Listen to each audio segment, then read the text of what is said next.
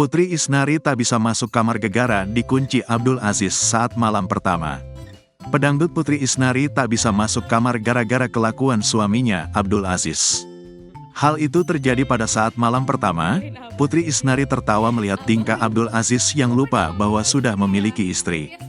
Putri Isnari hanya bisa geleng-geleng kepala karena Abdul Aziz mengunci kamarnya seolah masih tidur sendiri.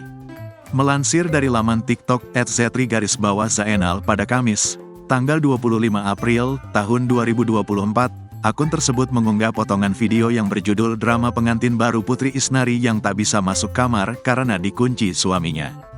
Di video itu, Putri Isnari nampak habis mandi dan masih mengeringkan rambut dengan handuk.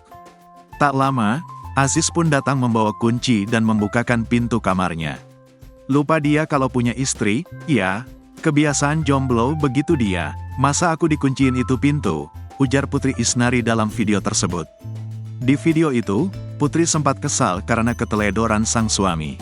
Bisa-bisanya, kesel banget, sambung Putri lalu melengos ke dalam kamar. Momen lucu ini sontak membuat netizen ikut mengomentari drama pengantin baru ini.